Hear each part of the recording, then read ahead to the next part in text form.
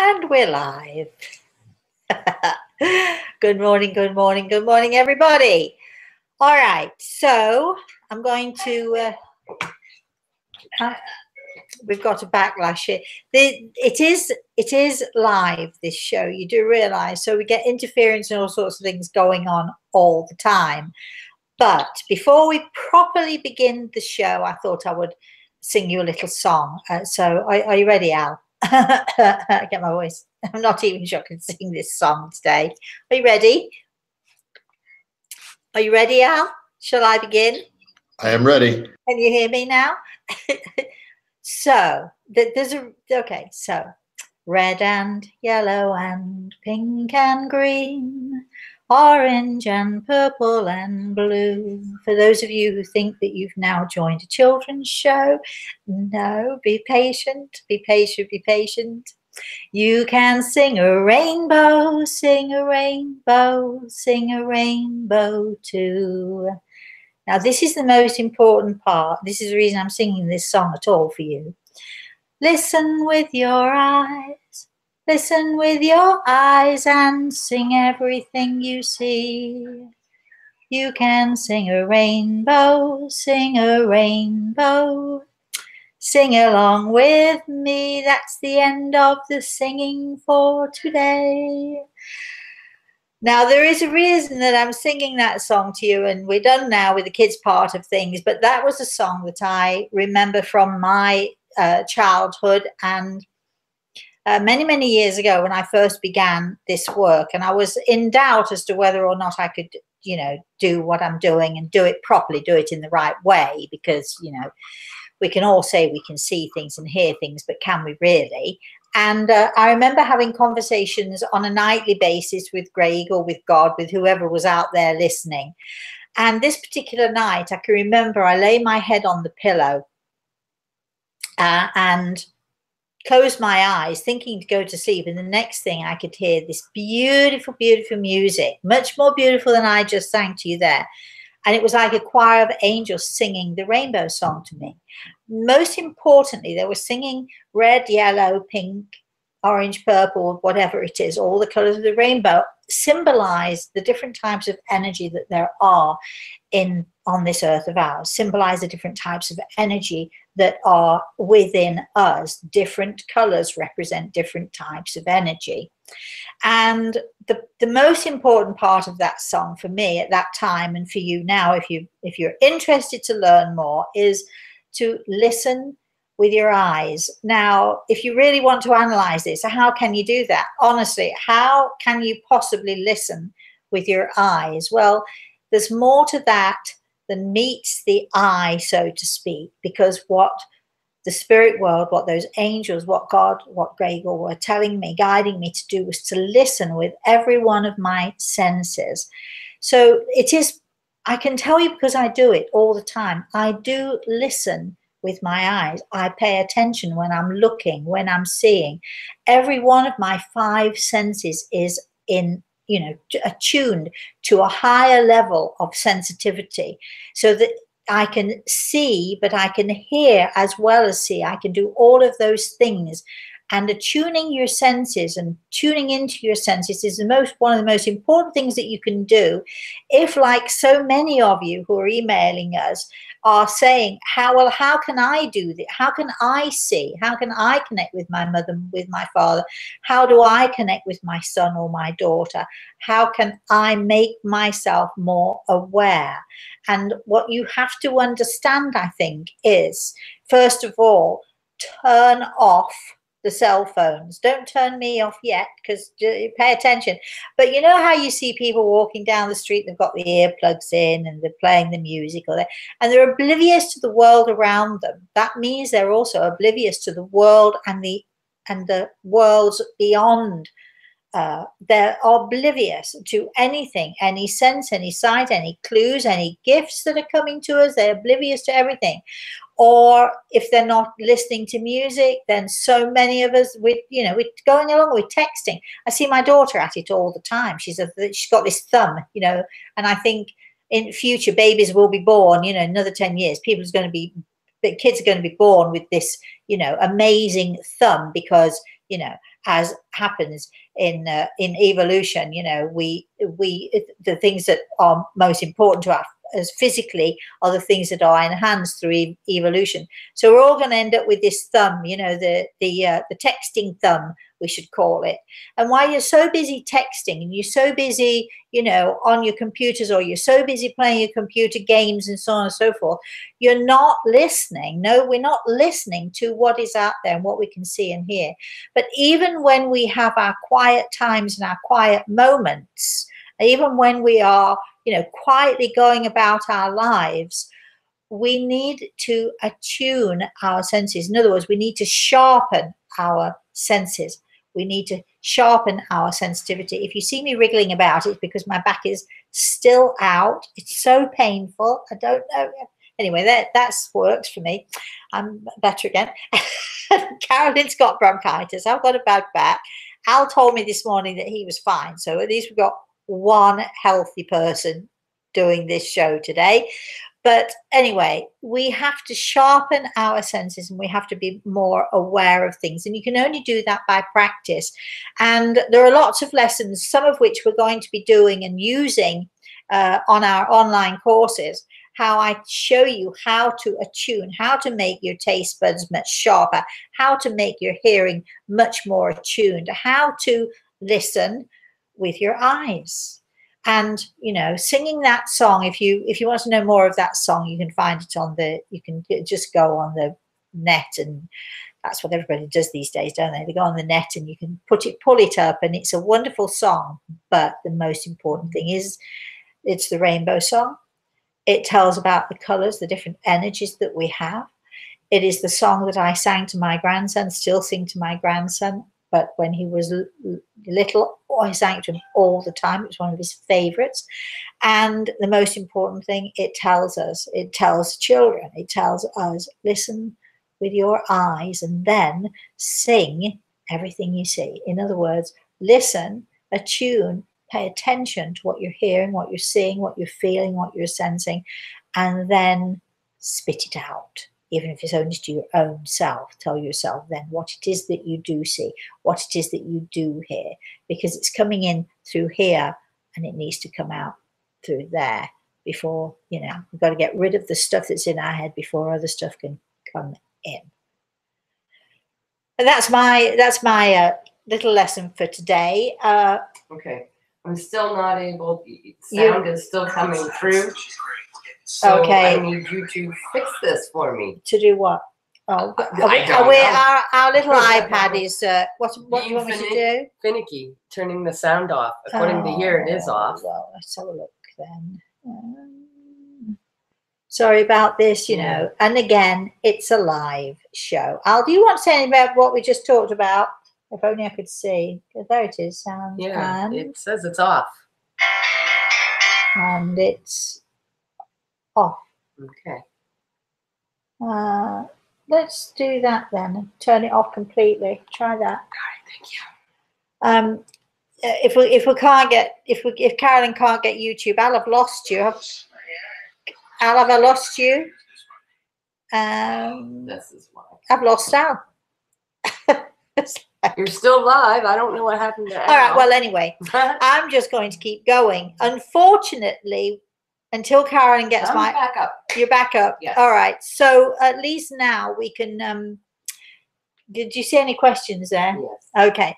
So I just thought if anybody wants, you know, I'm sort of directing questions in that way. If you want to know more about, you know, how you can become more sensitive and more aware to those in the spirit world, you know, we're going to, every week I'm going to be trying to show you a little bit of how you can help yourself and how you can become more attuned and more in tune with those in the spirit world and with your own soul and with your own sensitivity. Because, you know, if you can't connect with yourself, then don't bother connecting with anyone else. You need to connect with your own self first. You need to connect with your own soul first before you can connect with anyone else. All right. We've got a lot of people saying healings to your back. Oh, thank you. Yes, thank you everyone for all of that. We've been inundated with wonderful things from all of you. So thank you for all the healing. I can only assume that it's working, because if it weren't working, I'd be in hospital now. But I do feel a little bit like I need to go to the hospital and get the walker.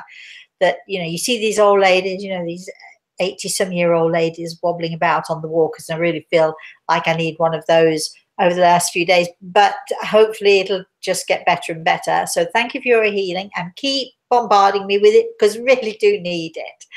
All right. Al, are you back? I am back, yes. Okay, great.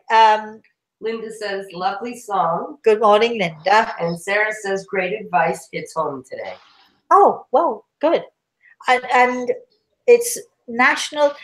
I did mention this on Facebook this morning, when we always do our Thursday morning healing session on Facebook, 11 o'clock every morning. If anybody wants to join in with me, we have hands around the world. Hands joined around the world, where people join in 11 o'clock, wherever you are in the world, 11 a.m. in the morning, your time. We have our healing minute and our healing prayer. And we literally do join, hands around the world, with our minds, with our hearts, with our souls. We join everyone around the world to send healing to all of those who are on the healing list, both on my healing list, which is large, and if you have your own healing list, or if you want to start making your own healing list, that's also good as well. So, you can join with me every morning to do that, because our prayers are important. Prayer is simply sort of a little power. It's lots of power words put together and sent out into the universe. And, when we have collective power, collective prayer, it becomes more and more powerful. Obviously, the more people we have joining in, the more powerful that our prayer becomes. Apparently, somebody, it might have been Carolyn, somebody told me that it was National Prayer Day today. Karen. Or was it Karen? All right, so Karen, who lives in Canada, so it's not, I don't think it's Canada's National Prayer Day, but it's the US National Prayer Day. And I'm a bit confused as to why we would have a National Prayer Day. I'm assuming that it's for people who, perhaps 52 weeks of the year don't want to pray except that one day. I have a prayer day every day, probably many times in a day. But if you feel that, prayer is not for you, or if you feel that prayer day, having a National Prayer Day is helpful to you, I'm not sure why anybody would do it. I'd be interested to know the theory behind National Prayer Day. But anyway, there it is. So I suppose it's a day of remembering to pray. Anyway, it's National Prayer Day. I'm rabbiting on. Can we have our first question, Carolyn? Let's go for a question, because otherwise I won't shut up. We've got Disney Connie. Good morning, Disney Connie. She says, I have white mold poisoning. It is very serious. Oh, yeah. They've been treating me for a year. Nothing is working. And they are saying I could die if something doesn't start working fast.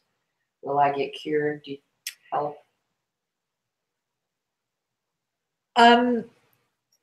Yeah, it can be. Any kind of mold poisoning can be really awful.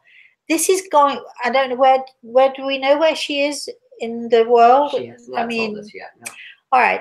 There is a man, I think he moved to the States. If you need more information, we can give it to you. But I think what you need to do is you need to go see a specialist. There's a fantastic guy in England. There's a couple of fantastic guys in England that I've sent patients to, and they've had really, really good results.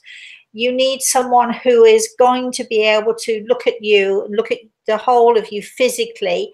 A regular doctor, might be helpful, certainly, but someone who can take a look at your allergies, your body structure, and to know what is good for you and what can help your immune system. I'm trying to think. There's a wonderful man who used to live on Tinkle Street. Don't you think Tinkle Street is a wonderful Tinkle Street in a place called Grimsby in England? I don't know if he's still there, but there's another guy. If you want information on that, you let us know and we can send you the information that we need. The one I'm thinking about, the most important guy in my life, I shouldn't say the most important for everybody, but in my life, because I've sent people to him and they've had fantastic and absolutely incredible results, is a man called Dr. Mumby, Mumby, Mumby.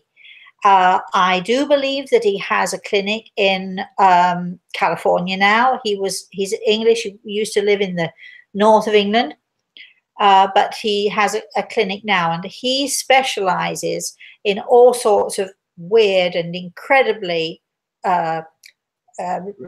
rare diseases, I suppose you'd call it.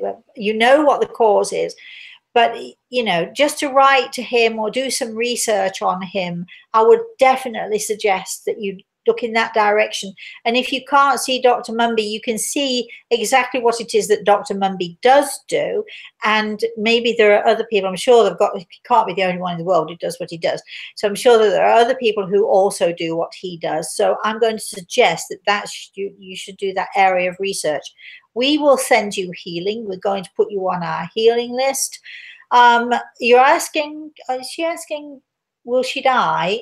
Will she get cured? Will she get cured? I'm not certain that it will be 100% cure, but I do think that if you do research, I think you can improve your situation tremendously. And Grey Eagle is putting his hand on my shoulder when I say that. So, it's a little bit down to you, because I think that if you're dealing with regular medical profession, not there's anything wrong with them, because they're marvelous and they do incredible things. I'm not knocking the medical profession in any regard, but in this particular case, it's an issue where you need specialist help. I think you could talk to your doctor and ask your doctor if he knows of anyone like Dr. Mumby who might be able to help you. You can make inquiries that way. You can go on the web. Don't try to self-medicate. You need an expert opinion here, I think, because what you're dealing with is something that needs a specialist attention. Let me know if I can do anything to help you. But if you want anyone who's out there listening, if you have a situation in your home, your family, or with your own self, and if you're not sure why you're feeling a particular way, or if you're not sure why you're behaving a certain way, Dr. Mumby or someone like Dr. Mumby is the place you need to go to. He is qualified. He's not one of these sort of out there, wild hippie people. He's a totally qualified professional, recognized by the medical profession, part of the medical profession, but he specializes in these odd diseases and things. So research him and see if you can find, if it's not him, someone like him. Okay. Al, do you have a question? Did we get Nate's request? No. So Nate is having prostate surgery at 7:30 on May 8th, and would appreciate help and prayers. Right. From everyone. From everyone. So I'm inviting everyone to help us, but we have a big spot, a big cross on our calendar, because Nate did email us and did ask us for that. So Nate, if you're listening, don't worry, we'll be there for you. Okay. Carolyn. All right. Sharon asks, are women more intuitive to the spirit world? They talk about women's intuition. Is that a way of tapping in? Well, I don't know. I don't know that it's something that women are more attuned to. I know, believe it or not, I know many men who are tremendously sensitive and tremendously tuned in. Al, I would count you in that category. I think it's a mistake to think that women's intuition is better than men's. I think women's intuition might be in some ways naturally more sensitive, but women have so many distractions that it's not always possible for women to tune into that sensitivity anyway, or that intuition. So I don't think it's a male-female thing at all. I think it's, some people have more intuition and some don't, male and female. My grandson, as you will read in the book, which is coming out so soon, it's like the next couple of weeks, I think, the new book is called, unless I change the title between now and when it's printed, it's called A Walk in the Clouds. And it is stories and insights of from the spirit world.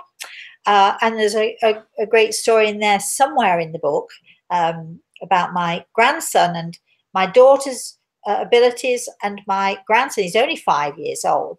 But when a 5-year-old looks you right in the eye and says, "Don't worry, Mosey, this is going to happen," and then it happens, you better pay attention. I'm sure many of you out there have got young children who have that same wonderful, wonderful intuition. So we should never discount what our children are telling us. Al, can we have a question, please? Diamond asks. Good morning, Diamond. Her mom passed away last May 29th. Her anniversary is coming up. What can she do to celebrate her on the 29th that would be special? She also happens to live in Fort Myers, if that makes sense. Oh, this is Diamond. You live in Fort Myers. Well, that's not far away from me. Well, you know, let's see. I was going to try to answer this, but actually, Gregor's put his hand on my shoulder, darling. So let's see what he is saying to you, shall we? So as I'm talking to you, I'm listening to Grey Eagle, and I'm catching little glimpses of a lady standing just to my left side here, who I'm not going to say she's your mother, but I know that she connects with you, and I know that she has a voice, and I think you probably think this is a crazy thing to do, but I think your mum might like to have a party. I think, you know, you always go to the beach and have a beach party, but you know, make a cake or make a special occasion, or take the family out to dinner, or if you're on your own, go out to dinner yourself, or buy yourself something wonderful. Do something for yourself. Do something to celebrate. I know it sounds weird that I'm saying to you celebrate your mum's death, but it's not a death, is it? She's, you know, she's waving at me furiously as I'm talking to you. I'm paying attention, but that's not what this show is about. You know that, right? So, but I'm still waving to her anyway. I think that you are her beautiful daughter, and I think she loves you so much. And apparently, you were so good to her when you were together here on this earth, blowing you lots and lots of kisses. I can tell you that she's well and happy, and she would like nothing better. And Gregor is saying that this is the case. She'd like nothing better than for you to be well and happy too. So get on your dancing shoes, or whatever it is you love to do. A suggestion from your mum might be to play some music, some nice, good, wonderful music, and just have a lovely, lovely day. She will be with you. She'll be walking with you on that day. So make it the best day you can possibly make it for both of you. All right, Carolyn. All righty. We have Nancy wrote in. Good morning, Nancy. There are a few people I listen to who I discovered on YouTube who channel. One has a series of books from his guides. I wonder sometimes if this information just comes from their own higher or subconscious minds. And also, what is the difference between channeling and reading for people? Well, I'm glad this question's been asked, because the first time I ever heard the term channeling was when I was in Hong Kong a few years ago. And I have to tell you, it's a term that comes from America. It's an American term. I do believe that it means that there are people who believe that an entity, such as Grey Eagle or whoever, an entity, a spiritual entity, will come through and use this person, put thoughts, words, and so on into that person's mind. So they channel their thoughts into the person who is, you know, sitting there, and then that person tells whatever it is, the inspirations or whatever it is that are coming out of the, you know, the entity. Okay. So, I mean, I'm not going to say, is there such a thing or isn't there such a thing? I don't know. I mean, if you feel that that somebody channels through you, or somebody inspires you, that's great. But here is my issue. When I first came to the States, there were these two people who had somebody, I don't remember what his name was, Seth or something like that anyway. And they would sit there and they would talk about whatever this person, this entity in the spirit world was telling them. And it sounded just fabulous and wonderful and, you know, really inspiring. I mean, what was said was wonderful, but how can you be sure it came from whoever they're saying it came from? And I remember, you know, reading about it. I remember seeing it with people doing it. But here is my deal, because I am, without a doubt, the most skeptical person in the world, right? So I'm looking to say, well, how do you know? How do you know it's them? How can you tell it's just not a figment of this person's imagination? As wonderful as these words are, as wonderful as these, you know, sayings can be, how do you know it's just not something that's in the person's head? Not that it makes it less important, because you can have wonderful thoughts and inspirations going in your own head. But if I'm going to believe in an entity, I'm going to want to know that that entity is real, not a figment of the person's imagination, not a figment of my imagination, not wishful thinking on my part. I'm not discounting the words that are being said. I'm not discounting the, you know, the wisdoms that are often given. I'm not discounting any of that. But what I'm discounting, and I do discount, and I have to be honest about this, I discount, you know, the reality.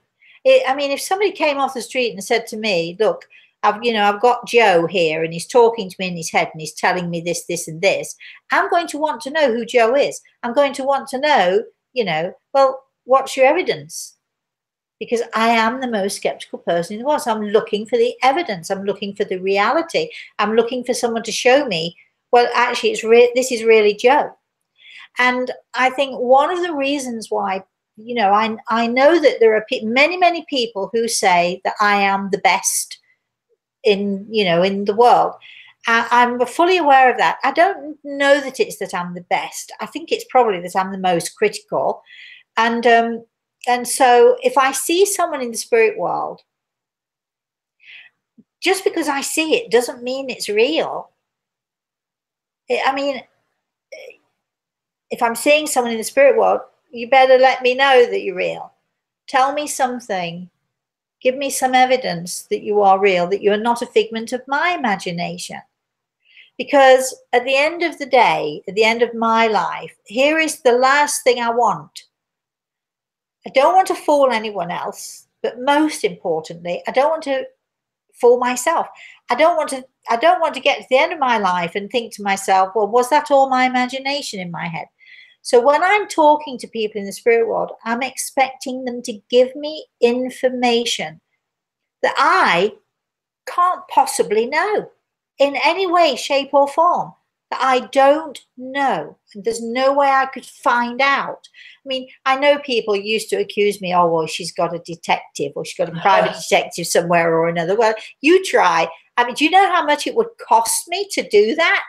Sending somebody halfway around the world to figure out some ridiculously small and unimportant, except to them, a detail that I can then pass back to them. It makes no sense whatsoever at all.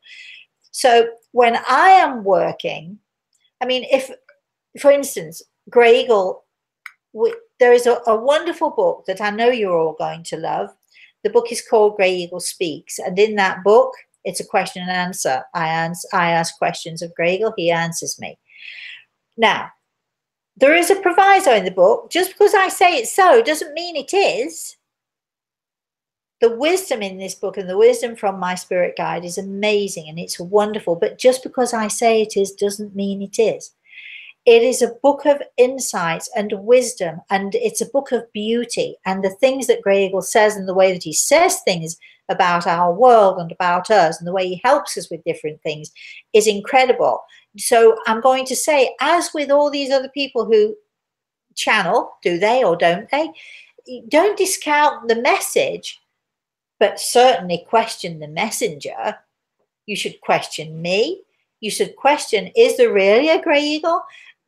I mean, I've been doing this for a long time and I've had hundreds, if not thousands of clients. I have wowed audiences around the world. I can tell you all of this, but if you haven't experienced it for yourself, you don't really know, do you? So I could be talking about somebody who is just a figment of my imagination, or I could be just making him up for, I don't know for what, oh, for all the money that I'm supposedly making out of all of this. Don't discount the message, but certainly look at the messenger. In this case, it's me. I'm the messenger. Grey Eagle is, you know, always by my side. We forgot to say good morning to him this morning. I forgot to say good morning to her. I forgot to say good morning to Carolyn. I was so busy singing. So anyway, figure that's all done. But don't discount, you know, the wisdoms of the universe, but certainly question those people who claim to be the givers of this wisdom. You need evidence from them that what they are doing and what they are saying is right. When you come to see someone like me, don't accept anything other than solid evidence. And if I can't do it, if I'm talking to someone in the spirit world and I've got a client in front of me and I'm talking to their mother or their brother, whoever it is, but I feel there's not enough solid evidence, I'm going to say to my client, you know, we're going to have to do this another time, or I'll give you your money back, or whatever it is. Carolyn, how many times? I thank God I don't have to do it very often. But you say it every single time. I say every single time to everyone, if I feel or you feel that you're not getting that evidence and that assurance that who I'm talking to is really who I say, then, you know, then I'll certainly reimburse or whatever. You've got to be, we've all of us got to be critical. Perhaps it's a little cynical to say it. Al, what do you think? Have you got an opinion on that? On? As far as what, Rosemary? And what I was just saying about being skeptical. I would say, you know, that I was very skeptical and still am skeptical, and you encourage that because it's healthy. I think when it comes to skepticism, there's a danger. You don't want to start doubting completely, but it is healthy to stay skeptical and to question, but don't turn that question into doubt necessarily. Well, I always say, you know, question, be skeptical, but be open-minded in your skepticisms at the same time, because we don't know. None of us really knows, you know, the whole of the universe. There are more things out there than heaven and earth. So you can't just say, oh no, it's nothing, that it's rubbish, there's nothing there. That would be an insanity. That is a stupid person, though. That is a scared person not wanting to see beyond, because we know that we can look beyond to the many universes that are out there, and we can't possibly say that we know everything about any of it. So be skeptical, but be healthy. But with, as far as channeling is concerned, let's be clear about this too, because I have people ask me all the time, or tell me actually, oh, you channel. No, I don't actually. I do not channel. I have conversations. I talk to people, they talk to me. It's a whole different thing than just me sitting there listening while stuff is pouring into my head. I'm too much of a questioner. I'm too curious. I can't keep my mouth shut. I have to say, hold on a minute, but why did you say that? And what's that about? I'm too much a curious person to be sitting there and just listening as stuff is pouring out to me. So I do not channel. I listen. I have conversations with people in the spirit world. I have conversations with Grey Eagle, and I pass those conversations on. That's what I do. Carolyn, let's have another question, shall we? Yes, Domi wrote in. Who? Domi. Domi. Good morning, Domi. I only wish someone could tell me what it's actually like to be dead. I have a huge fear of death, as I'm petrified that it might be an eternity of nothingness. Well, Domi, as I talk to dead people who I don't believe are dead at all, probably I am perhaps one of the best people to tell you. I think it's, I think being dead is the same as being alive. It's different for every person. You can say to someone, your neighbor, what do you think about being alive today? And they might be having a really bad day and tell you it's really, really not good at all. Or you might come and see me and I'll say, well, it has its issues and it has its problems, it has its moments, but it's absolutely fantastic. And I would say that that's what it's like to be dead. Although I don't believe in dead, I don't believe we die. I believe we continue on and we have just lots and lots of wonderful experience. So Domi, it's easy for me to say don't be afraid, but try and look at things as if this is not the end. Once we're dead, we're dead and we just laid there. What do you think, what are you actually afraid of? Here's my question. If you die and there's nothing there, then there's nothing. So you're not even thinking about, being there and there's nothing there. It's done and it's over. But if, like me, you believe there's a life after death, I mean, that can be a bit scary, especially for those of us who've been a bit naughty from time to time, because we wonder, oops, are we going to get a smack on the bottom? Are we going to be chastised? What's going to happen? But the joy and the joy on the faces of people that I talk to in the spirit world, I've never heard anyone say, I wish I weren't here in the spirit world. Never heard anyone say that. So look on the bright side, because if there's nothing, then there's nothing anyway. So there's nothing you can do about it. But if there's, as I believe, there's something, then that something is everything, and joyful and painful. And because when we look at our loved ones who are still here on this earth plane and they're unhappy, of course we're unhappy for them. So it's different for everyone, you ask. All right, Al, let's have a question. Patty has an interesting question. Good morning, Patty. Are we closer to the spirit world during certain times, like All Souls Day, or in certain places like out in nature? I'm sorry, are we what? Are we closer to the spirit world during certain times, like All Souls Day, or in certain places like out in nature? Yeah, it's what is it coming this Saturday? Cinco de Mayo. Cinco de Mayo, which is the Day of the Dead. So I think actually, I'm not sure that it's the day or the event that draws us closer. I think it's that we are thinking perhaps more. So I know that, people who celebrate Cinco de Mayo are, they're celebrating their families and their friends, their loved ones who have passed into the spirit world. So it's a day of remembering them.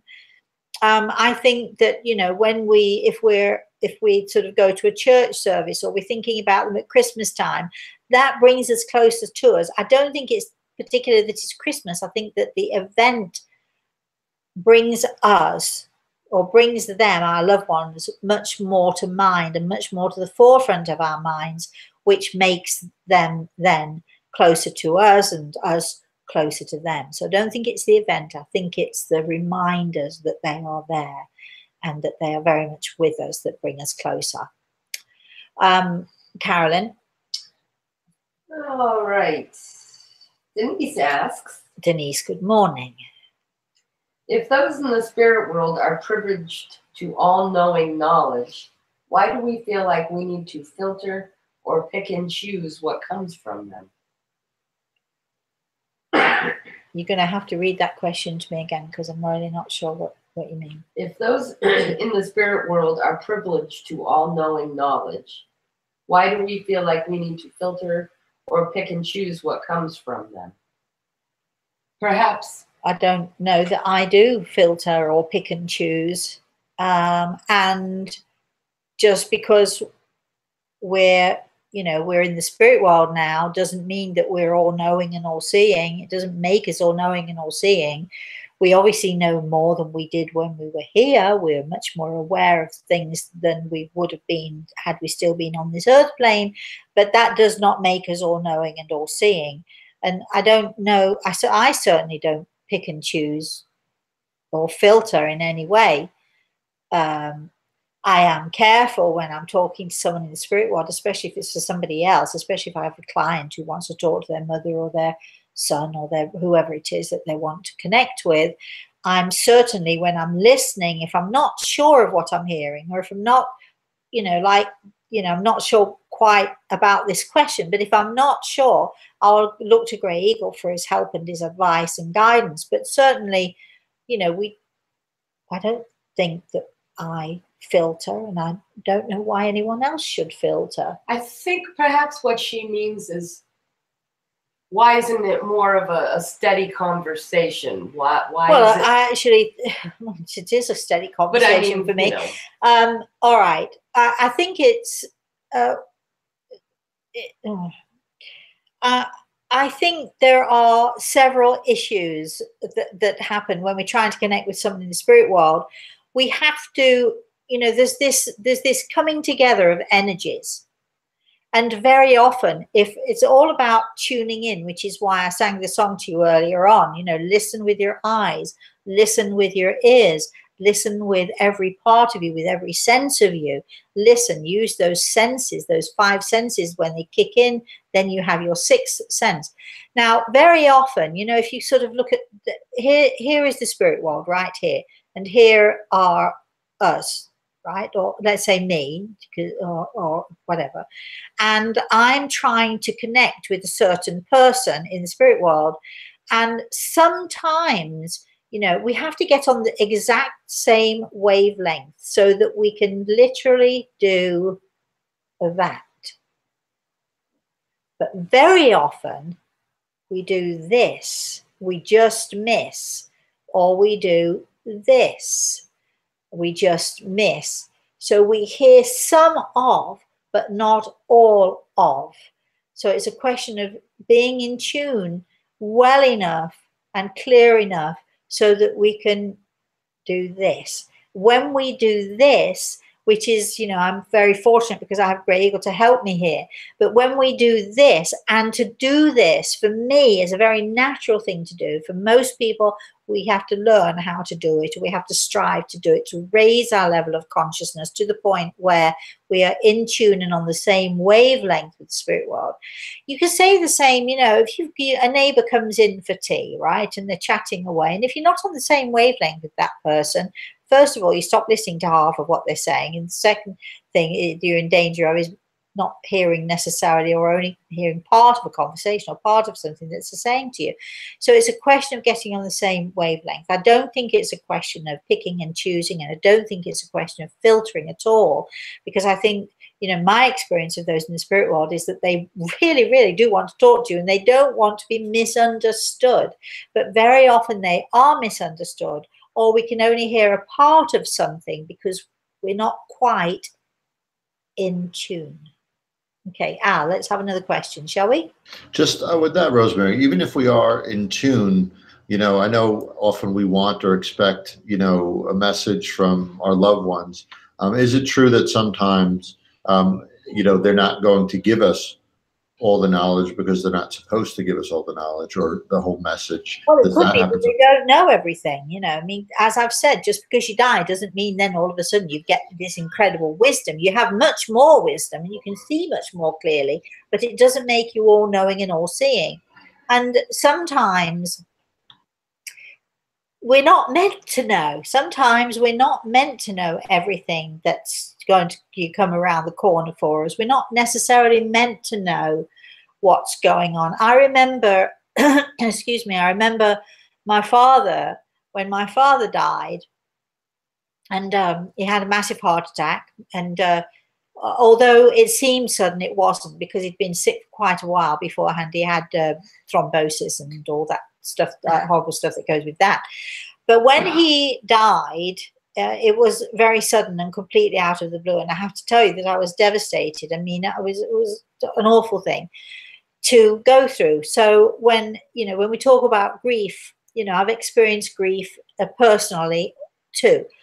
But sometimes we're so involved in our grief that we don't see everything, or we don't know everything. However, after about, I'm going to say, no more than 6 weeks to 2 months after that, when my father died, and I know that he was responsible for this, I found my husband with my best friend in my house, in my bedroom. Wow, how lucky for me. When I was actually taking her daughter out on her birthday treat and giving her daughter a birthday party, while I was doing all of those things, my husband and she were doing naughty things in my house. And there was no reason for me to go home early that day. There was absolutely no reason for it, just a feeling.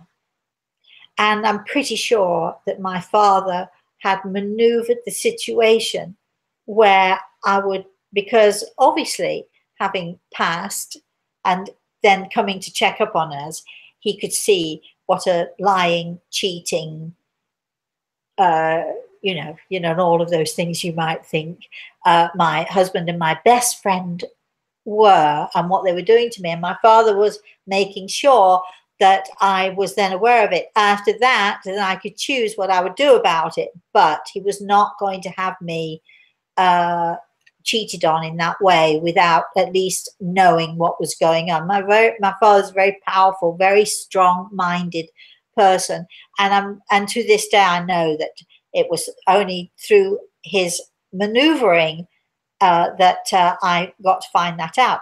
So those in the spirit world, they can help us, they can guide us. We have to pay attention to them, we have to listen to them, yes, of course. But I've forgotten what the question is now because I'm going on and on about all of this stuff. But anyway, let's have another question. Did I answer that question now? I think you did. Yes. It was Okay, it was more about what we're supposed to know versus what we may not know. And you talked about sometimes we're not supposed to know things. We're just not. It doesn't do us any good. My father always decided I need to know all about my lovely husband, and he made sure that I knew.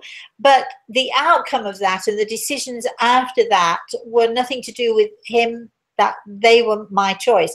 So we can be placed in a situation, but sometimes it doesn't help. So those in the spirit world, if they love you and they care about you, they don't necessarily always think that you need to know certain things, especially if there's nothing you can do to change the outcome. So, so the ways of the spirit world and the ways of God are very confusing sometimes, aren't they? But anyway, all right. Another question. Adrian asks. Good morning, Adrian. Can you talk about when people say they die for a minute and visit heaven and then come back to life? What is the purpose for this?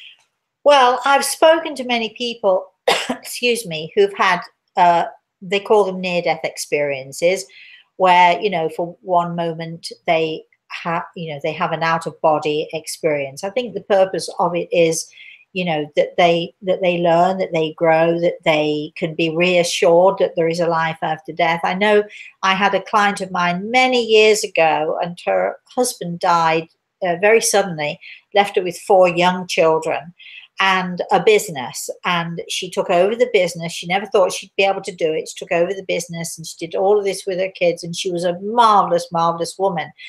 But her strength, a lot of her strength, came from a situation that happened with her when she was a little girl, and she actually died, and she was confirmed dead by the doctor, who stood in her bedroom with her parents and had to say, "I'm very sorry, but there's nothing more that we can do for her." In the meantime, this girl is traveling, and she described her experience. She described walking through long corridors and hearing a voice of someone very familiar to her. She described reaching this lady who said to her, "What are you doing?" I'm just abbreviating. "What are you doing here? It's not your time yet, and you've got to go back. But I'll see you one day." And I think she was sort of 8 or 10 at the time when that happened to her. And that experience sustained her and helped her when her husband died to understand that he wasn't too far away, and to also understand that she had the strength to deal with whatever was going to be given to her. There are lots of reasons why people have those out-of-body experiences, different reasons for different people, but there are always reasons for things that happen to us. Yes, Al, question. So Gabriella, she actually has two questions. The first one's related to what you're just saying, or maybe anyway. When someone is in a coma, where does the soul rest? Could they be in contact with people in the spirit world as we do here? My experience of people in comas is that they do travel, like just the same as when we go to bed at night or we're asleep.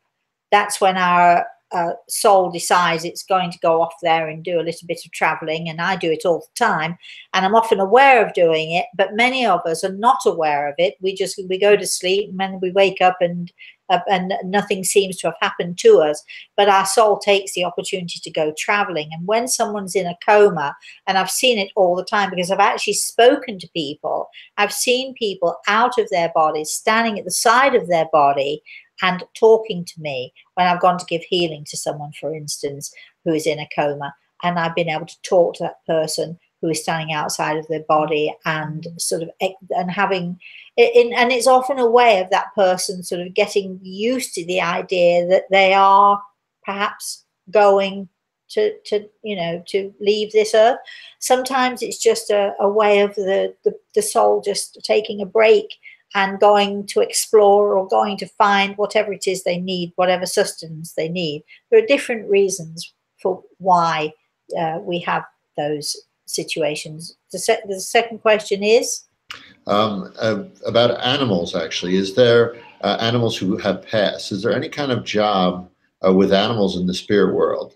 If there is, what would those be? Healing comes right to mind. My Kachuro has a job. He's my own personal little healer, but he comes with me very often when I go out to give healing to people. And has a wonderful energy, and he's a definite healer. You look at the dogs that are around, and even the dogs that sort of just do not much and lay on your lap, they're giving you healing, they're giving you company, they're giving you something. They have a job to do. And so I do believe that, our pets do have that job to do, and different for different pets. Carolyn. I do actually just want to say, we had a lovely email from a really nice man. Do you remember the? Does anybody out there know what bevied up means? Because I don't. We had this. Hearted and bevied up. Yeah. We had a really nice email from this guy who told us how much he enjoyed the show. But Rosemary, he said, do you really need to get tarted up and bevied up? I don't know what bevied up means. Do you really need to get tarted up and bevied up for YouTube? It's like, actually, my friends tell me, I look like this when I go to the supermarket, I have to tell you. Always put my makeup on when I go out. So it's not just for the YouTube channel.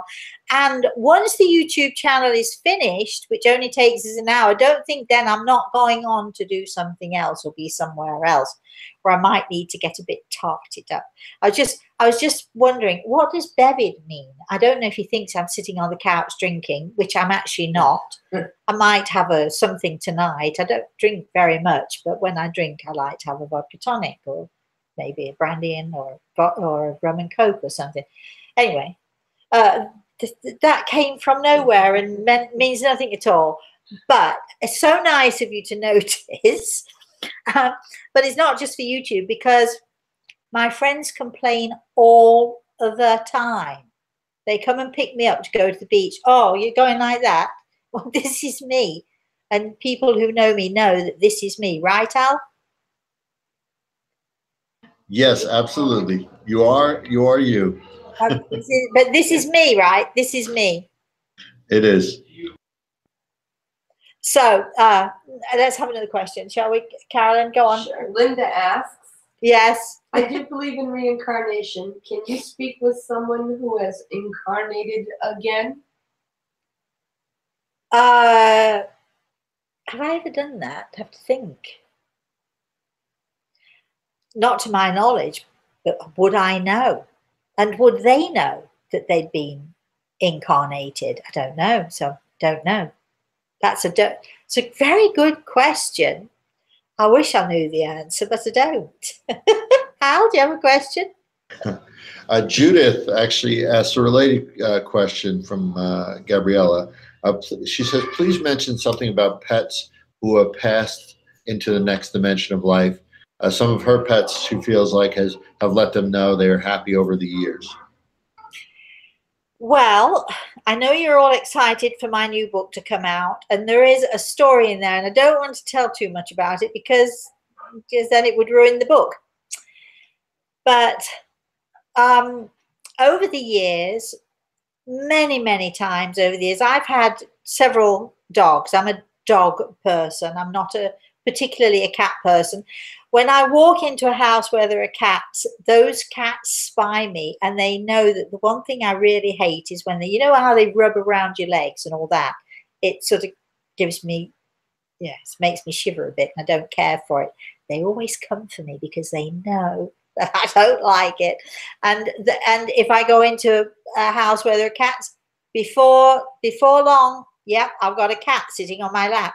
Not that I dislike cats, I don't. And if a cat comes on my lap, I'll stroke it. But you know the cat's thinking to itself, oh, you don't like me, but you're going to put up with me anyway, which I do. But I'm mostly a dog person, and I've had many dogs over the years, and I've been very fortunate to have seen them often.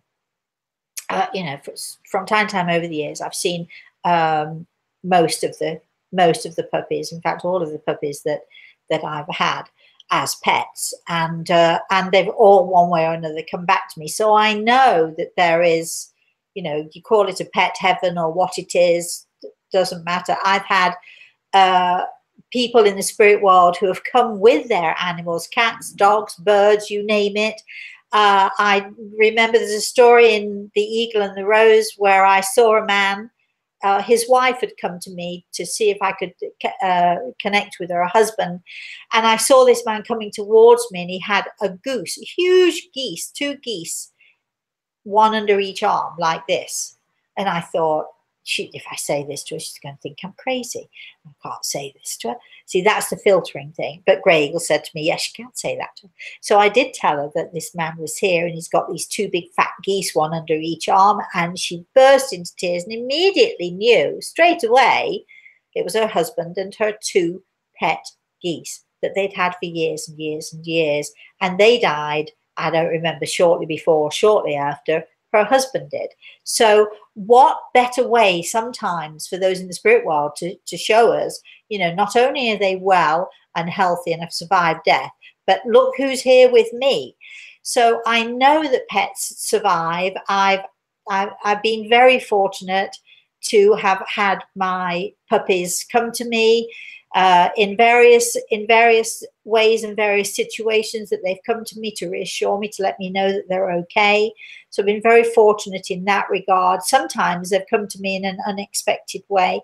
And there is a story in the book, in the new book, is towards the end of the book, beginning to the end. Don't go into the middle or go to the end first, please, because it'll spoil things. But there is a story about my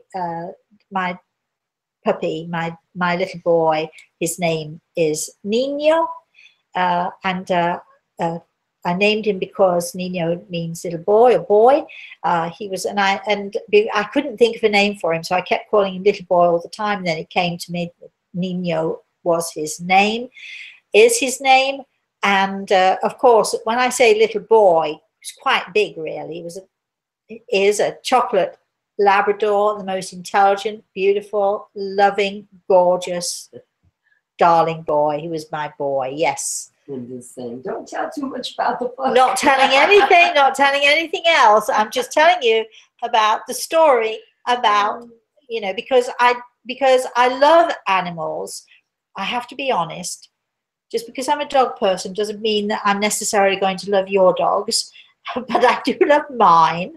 I love my dogs. My darling, where's Cachorro? He's laid on the carpet under the fan at the moment because it's hot here today. And I love them, and they give us so much joy, and you know, they give us, and Kachura was given to me in that moment when I needed him the most, let me tell you, and he gave me healing when I needed it the most. So that's it. And let's have another question quickly, Al. We're close to time, just to let you know, but December says they currently are in mediumship training and was directed to your book, The Eagle and the Rose, currently halfway in.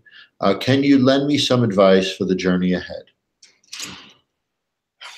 I'm never, ever, ever will train people into mediumship. I don't do it. Only because I think it's so important that the responsibility of mediumship is so great. It's so important to do it right. So far be it from me to give you any advice in that area, although Gregor is putting his hand on my shoulders and talking to you. And so if you were in my group, I would certainly encourage that wonderful healing energy that you've got. Wow, it's amazing energy.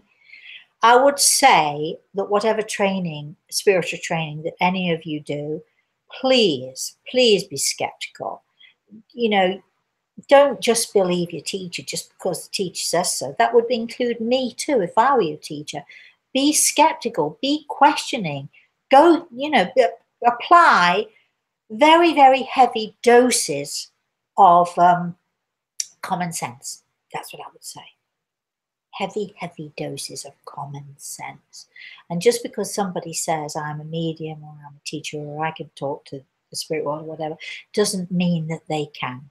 So be skeptical, because once you're skeptical, always use the 3-time rule. The 3-time rule is the most important thing that you can use. And, you know, and just when you are listening to your teachers, by all means listen to them. Remember what I said earlier, don't discard the wisdom that you hear, but, you know, certainly question where it's coming from and the person that it's coming from. Do you have one more question, Carolyn? Yeah. Go ahead. Dr. Judy asks, good morning, Dr. Judy. I enjoyed your video. At first, I thought earth angels were those still in their bodies. And she's referring to the video where Tomas was on. Okay. After listening, it seems that there are souls who are still traveling on earth. Why are some still earth angels and some are not? I think there's a little bit of a misunderstanding as to what you think an earth angel is. An earth angel is someone like Thomas, who is still on this earth. He's a little boy. Well, he's not such a little boy anymore. He's 17 or 18 years old now, but he's still here with us. However, he's in human form, still walking this earth, still experiencing all that earth has to offer. However, he is a very special, special soul. He is an earth angel. He has a very special gift, which is to give, which is to heal, which is to, you know, to be the inspiration for all of those who are around him and for all of those who see him. He has an odd and a very rare disease, and which is not curable. And I have to say that he's not expected to live a long, long life, but he's doing great, and we're going to keep him here for as long as we can.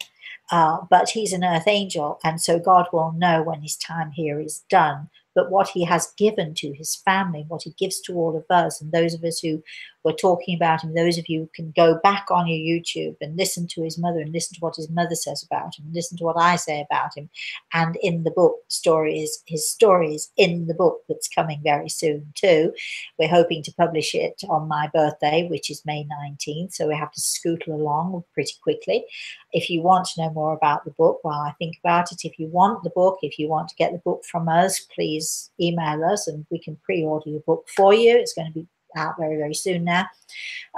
But an earth angel is that special angel come in human form and remains in human form until their work here is done. I think that's it, Al. I think we're done.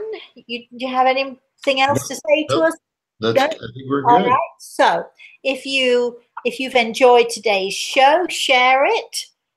I don't know why I said that because I don't even know quite what it means. If you want to know more about us, or if you want to enter our competitions, you have to subscribe. Please encourage all your friends to subscribe. We are working on a new competition. It's not going to be soon. It's going to be in the next couple of months or so. We're not quite sure when the date is yet. We have to, but it's a great idea. And I think that those of you who are into competitions will absolutely love this one. If you need to know more about us, you can find us on Facebook, YouTube, Twitter, and you name it, and all of those other, media things that all social media networks that we are attached to. So you can find us anywhere. If you need to email us, or you want to have any other questions or know anything else about us, or you want us simply to listen to your story, email us rosemary@rosemaryaltea.com. And if you want to know, we're getting very close now. I know I keep saying this, but we are getting very close to doing our online lessons. We're working with the bank as we speak. We have to get, it's not enough to just say, oh, let's do online lessons. We have to do all the back stuff before we can actually put it out there. But you can be expecting an email now very soon. If you want to be on the email list, again, email us rosemary@rosemaryaltea.com. We'll let you know all about all of that. So in the meantime, I want to say, although I didn't say hello to Al and Carolyn, I want to say thank you, Carolyn, for being here and helping with this today. I'm going to say thank you to Al also for helping us, and a special thanks to my spirit guide, Greg, who is always here and always standing next to us and always ready to help and to guide whenever we need it. And finally, last but not least, I'd like to say thank you to all of you for watching.